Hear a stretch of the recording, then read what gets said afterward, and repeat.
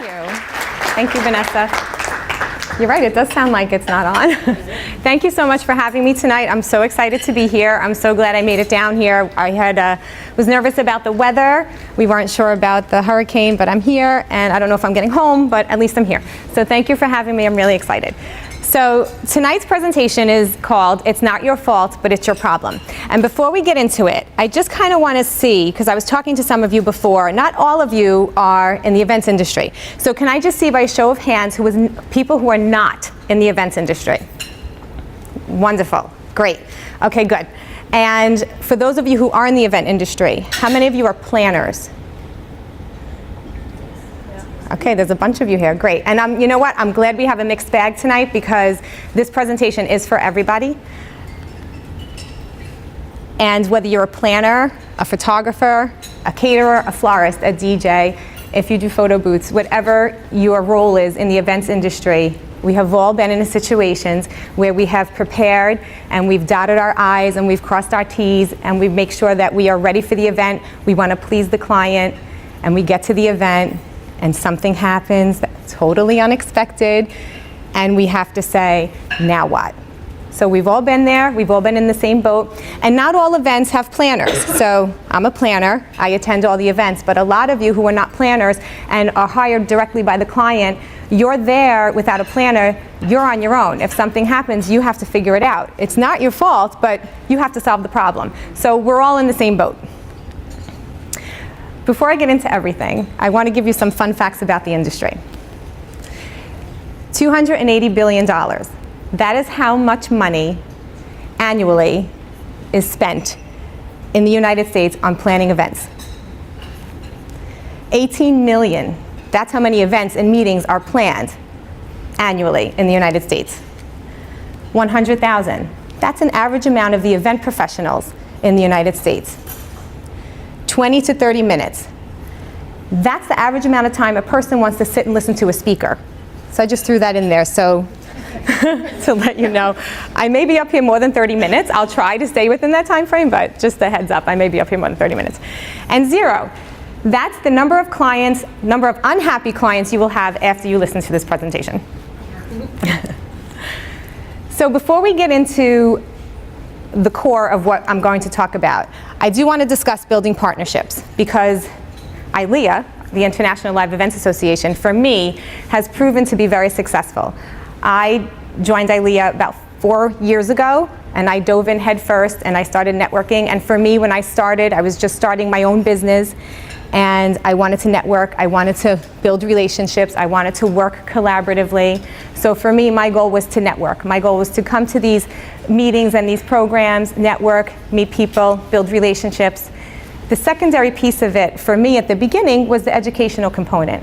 And once I realized that there was this educational component, I got really excited about it. We're paying our membership dues annually. You want to get the most out of it. So I kind of shifted and I started paying really close attention, going to the programs every month and listening to these educational programs. And it helped me build my business.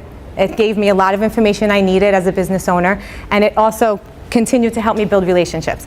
So a big part of what we do, whether you're a planner or a photographer or whatever your role is in the industry and not in the industry, you want to work collaboratively with the people that you are working with. Sometimes we're thrown into situations where we're forced to work with people that we don't know or that we might not be too fond of.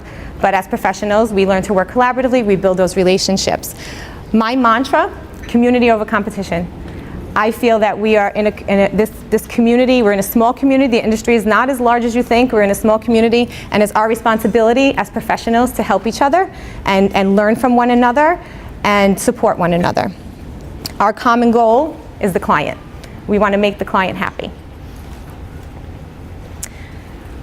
This is another adage that I live by. By failing to prepare, you are preparing to fail.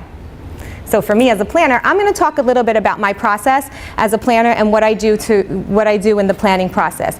Things that I feel are very important to prevent any kind of disaster that may happen. And we all know you have to go into something prepared. You have to, even for tonight, my presentation tonight, I prepared. I did some research. I practiced, and in front of the mirror, I looked silly in front of the mirror. I was practicing, but I wanted to feel comfortable and feel prepared. I have a formula for perfection. When I am hired, sometimes I'm hired for a day of coordination, and sometimes I'm hired as a full planner. For those of you who aren't familiar with the difference, full planning, the client will hire me from the beginning when they want to first plan their event. So I am with them for venue selection and all the vendors, and meeting with all the vendors and helping them pick out invitations and just pulling everything together. I'm with them the entire time, the entire process. Sometimes I'm hired for a day of coordination. So the client will go and plan their event, whether it's a wedding or a gala, whatever the event is, and then they'll kind of call me in like maybe 2-3 months before to pull all the loose ends together. So I have 3 parts of my planning process that I call the formula for perfection, that I take very seriously, and that I know if I follow through with these things, the chances of something going wrong the day of the event are very slim. The first one, SWOT analysis. How many of you are familiar with a SWOT analysis? Strengths, weaknesses, opportunities, and threats.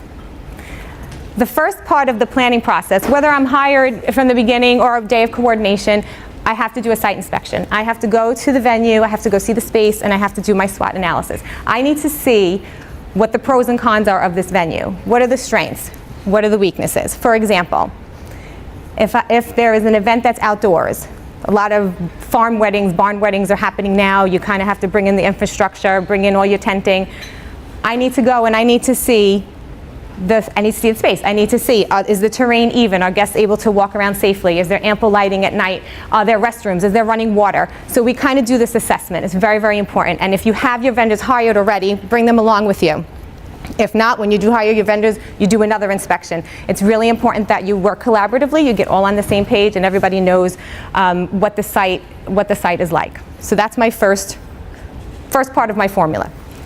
The second part is vendor selection. Now there's 2 components to this. If I am hired for a full plan, and my responsibility is to help the client find their vendors, I have my preferred vendors that I work with. I have my go-tos. I have a handful of DJs, I have a handful of caterers, I have a handful of photographers that I take my clients to so they can decide. But these vendors are trusted, they're professional, they're reliable. I know they're going to do a great job. They're licensed and fully insured. They're not frienders. They're not a friend of the bride or the friend of the client who's going to take pictures and then also want to be a guest. I want to make sure that they're a legitimate professional as a business owner, fully licensed and insured. The second part of it with the vendors is, if I'm hired for a day of coordination and the vendors are already selected, I need to now build a relationship with them. So I call them, I introduce myself, I build a relationship with them, we work together, our common goal, the client. We want to make sure that we're all on the same page, that we're working collaboratively, putting all the details together for the event. My third piece of my formula for perfection is communication. Not only communication with the vendors, but communication with the client. It's very important that the lines of communication are open with your client. And again, this is not just for planners. Anytime you have to interact with a client, there is a trust factor involved. And you need to be open and honest, even if throughout the process something may go awry, you need to be open and honest with the client. So communication is really important, not only with your vendors, but also with the client. Okay, now the fun stuff. I'm going to share with you a couple of scenarios. Events that I've planned where I have had some unexpected mishaps. I'm going to share 2 scenarios with you, and then I'm going to share 4 scenarios of colleagues that I have on video of experiences that they've had. They're going to tell their situation, and we're going to figure out what to do before we hear how they solve the problem. Okay? So we're going to make this a little interactive, and we're going to make this fun. Okay? So my first story. About 2 years ago, I did a wedding at an arboretum. An arboretum is like a big garden, kind of like open to the public, and there was a big field, and we got permits and we rented out the space, and we had to bring the infrastructure in. So we had to bring in tents, we had to bring in tables and chairs, we had to bring in restrooms, we had to bring in the caterer, everything had to come in. So when my client decided they wanted to hold their event there, the first thing we did was our site inspection and we did our SWOT analysis.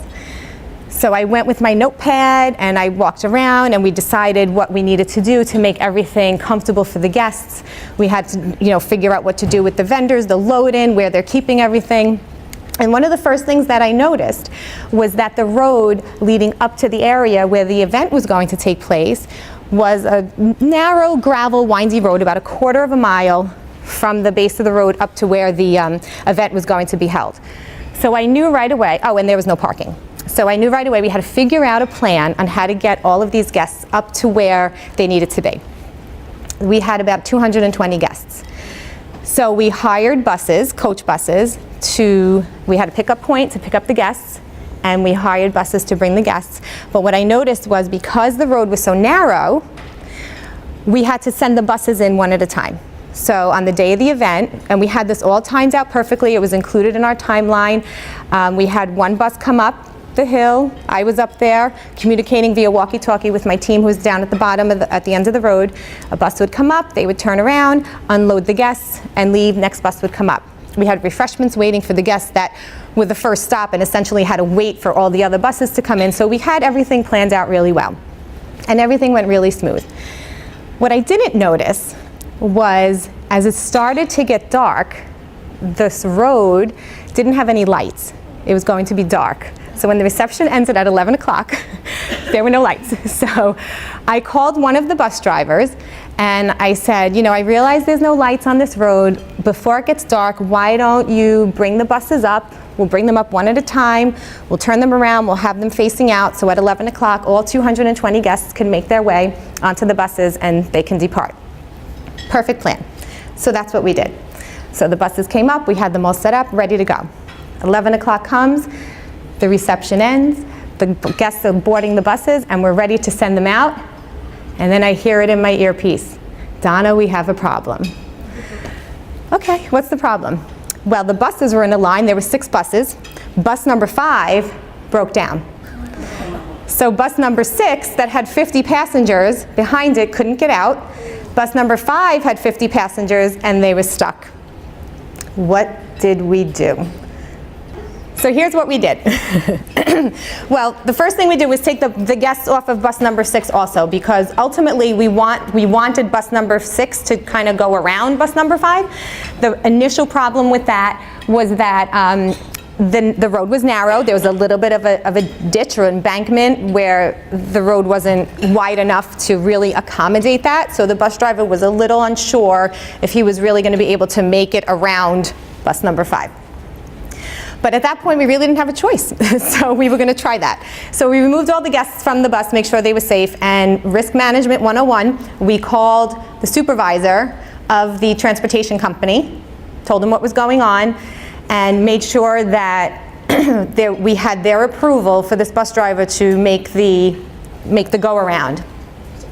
The bus driver was nervous, but confident enough that he thought he was able to make it. It wasn't like we just threw him in there and said, make it happen. He was confident enough that he can do it, but he was a little nervous and we wanted to make sure, like I said, all the guests were safe.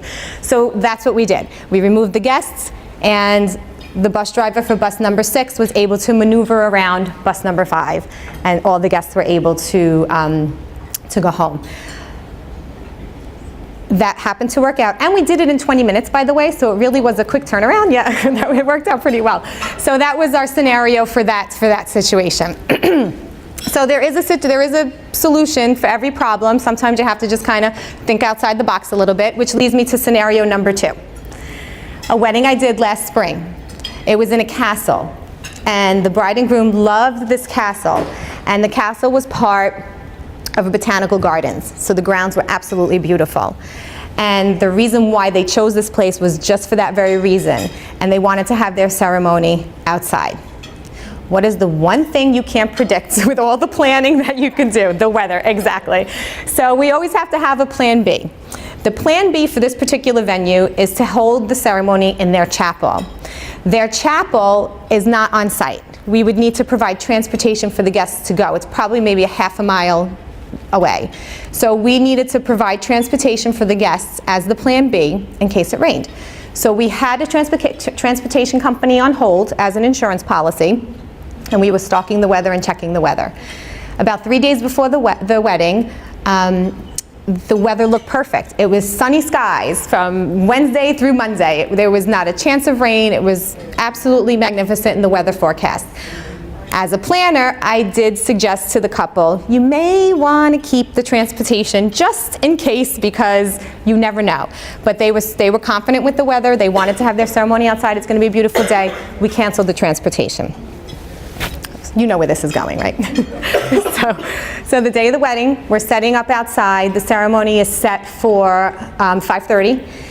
It's about 4 o'clock, 4:15, and we're outside taking pictures, and all of a sudden it starts getting dark and some clouds are rolling in, and we're starting to get nervous, and we're checking our phones and our apps for the radar, and it's saying that there's maybe a passing storm. So we had to have a conversation, and we needed to make a decision. What do we do? The bride and groom said, no, we're having it outside. Get umbrellas. They were just having it outside. But in reality, you couldn't have 120 guests sitting outside in the rain during a wedding ceremony.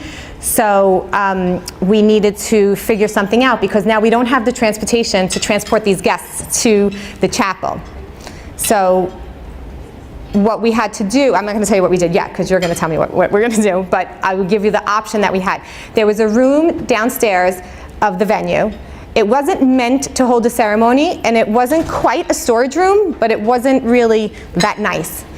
But it was able to accommodate the amount of guests that we had. And there were some chairs down there, not really nice ones, but they were there, and it was kind of dark and gloomy. So that was an option. But the bride said, absolutely not. There's not a piece of decor down there. It's gloomy, it's dark. We're not getting married down there. So what do you think we did? We took centerpieces. Marta said it. We took centerpieces from the tables. We took the uplighting. The production company was there setting up their uplighting around the room. We had them bring it downstairs. We went downstairs and we fixed up the chairs. We took every candle we can find in that place, every candle we can find, and brought it downstairs. There were candles on the table. The venue had like a storage closet with all their rental items, and whatever we can get our hands on, we just started running around, grabbing things, bringing them down, and setting everything up. And we transformed this room in about 20 minutes to look beautiful. It looked really nice. So we had candles up and down the aisle. We had some rose petals that we found, and we had the uplighting. In the closet down there, there were these like trees with lights that were like all dusty. We dusted them off and we put them out and plugged them in somewhere, and it really ended up being like really beautiful and romantic and really nice, and she was very, very happy. So we kind of had it was a rush. We had about 20 minutes to do it, but we pulled it off, and we kind of had to put our heads together and solve that problem. So that's how we solved that problem. What I want to do now, I'm going to show you some video clips, and you're going to hear their scenario, and then I'm going to stop it before you hear what they did, and then I would also like you to kind of come up with some ideas of what they would do. You're going to hear from a planner, you're going to hear from a DJ, you're going to hear from a florist, and then the last scenario you're going to hear from is a videographer.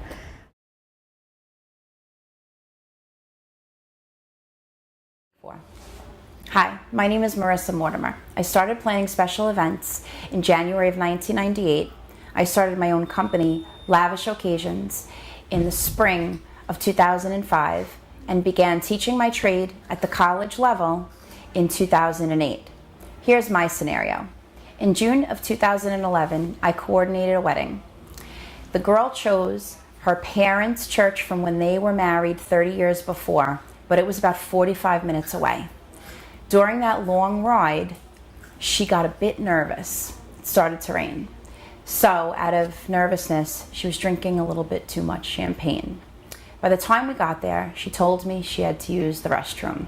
Normally this wouldn't be a problem, but it was a very old church that she knew there was no way she was fitting in the bathroom. And I want you to picture one of the old-fashioned garbage cans, very high metal piece. So it wasn't even a bucket type of garbage cans, and we'll revisit the reason I bring this up. Knowing that there wasn't a bathroom, and of course we had ample time because of the long distance, we needed to come up with a scenario of what she could do. Here's what I suggested. I suggested that we talk to the church lady. She did mention that there was a bathroom in the rectory. It wasn't too far, so we would have video and photo ready to go. They would get the footage of her coming out of the limo with Dad, and then as soon as we hit the doors of the church, we would make a side exit, go to the rectory, and then at the time, go into the vestibule at the church. It was a great plan, wasn't it? Well, here's what actually happened. I suggested that. She went to the door of the church and panicked, went right inside the church, told me that she didn't think she was going to make it. And at that point, I had another decision to make. What do? She can't fit in the bathroom. The garbage is too high to use. And now I had to think of something else. What do you think I did? Okay. I'm just going to say, when you hear what she did, I'm going to be pretty confident that none of you are going to think of this. Trust me. But I would like to hear some ideas of what could have happened. Rebecca. She peed in a bucket. Placed under her It was placed. wedding dress, Uh-huh. and then she peed. Okay. She peed in a bucket under her wedding dress. Okay. Any other suggestions? Ideas of what may have happened? Yeah, back there? Say it again. An empty baptismal. Oh my gosh. You're not Catholic, are you? You're a pastor? That's a great answer. That's fantastic. Any other suggestions? Okay, you ready to hear what really happened? Yes. Okay. Here's what happened. So after she did not make the beeline to the rectory bathroom, and we were in the back of the church where she was too big in her gown to get into the bathroom, I went into my emergency kit. And what do you think I had? A Glad bag. This part I'm not too proud of, but we did get it done. We put the Glad bag underneath her gown. Her maid of honor and I held it as she went into the bag. And yes, it was number 1, because I'm sure so many of you are thinking that. And we got rid of the bag. And that's how I saved the day. In all of my years doing this, this is by far the best story I've ever heard. I think it's just fantastic. And that's Marissa Mortimer from Lavish Occasions, based in New York.